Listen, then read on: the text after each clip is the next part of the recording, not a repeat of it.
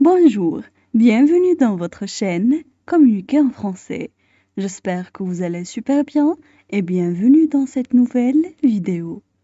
Aujourd'hui, nous allons lire un texte concernant le pétrole. Alors n'hésitez pas à vous abonner à notre chaîne, activer le bouton cloche et partager la vidéo avec vos amis. On commence la lecture du texte.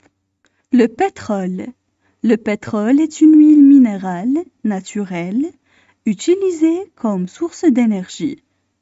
Il est issu d'un mélange variable d'hydrocarbures, molécules composées d'atomes de carbone et d'hydrogène, associées à d'autres atomes, principalement de soufre, d'azote et d'oxygène. Certains de ces composants peuvent être gazeux, liquides et parfois solides, selon la température et la pression. Cela explique la consistance variable du pétrole, plus ou moins visqueuse ou liquide. L'exploitation du pétrole comme source d'énergie est l'un des piliers de l'économie industrielle contemporaine. De plus, c'est la principale matière première des carburants qui alimentent les transports, voitures, camions, avions. C'est aussi une matière première irremplaçable pour l'industrie de la pétrochimie, pour un grand nombre de produits de la vie quotidienne. Matières plastiques, peintures, colorants, cosmétiques, etc. On passe maintenant à la traduction en arabe. Le pétrole. Le pétrole. Le pétrole est une huile minérale naturelle utilisée comme source d'énergie. Le pétrole est une huile minérale naturelle utilisée comme source d'énergie. Il est issu d'un mélange variable d'hydrocarbures. Il est issu d'un mélange variable d'hydrocarbures. Molécules composées d'atomes de carbone et d'hydrogène, associées à d'autres atomes. Molécules composées d'atomes de carbone et d'hydrogène, associées à d'autres atomes. Principalement de soufre, d'azote et d'oxygène. Principalement de soufre, d'azote et d'oxygène. Certains de ces composants peuvent être gazeux, liquides. Certains de ces composants peuvent être gazeux, liquides. Et parfois solides, selon la température et la pression. Et parfois solides, selon la température et la pression. Cela explique la consistance variable du pétrole, plus ou moins visqueuse ou liquide. Cela explique la consistance variable du pétrole, plus ou moins visqueuse ou liquide.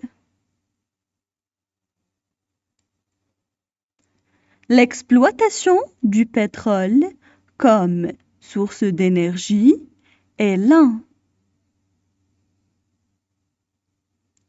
L'exploitation du pétrole comme source d'énergie est l'un des piliers de l'économie industrielle contemporaine. Des piliers de l'économie industrielle contemporaine. De plus, c'est la principale matière première des carburants. De plus, c'est la principale matière première des carburants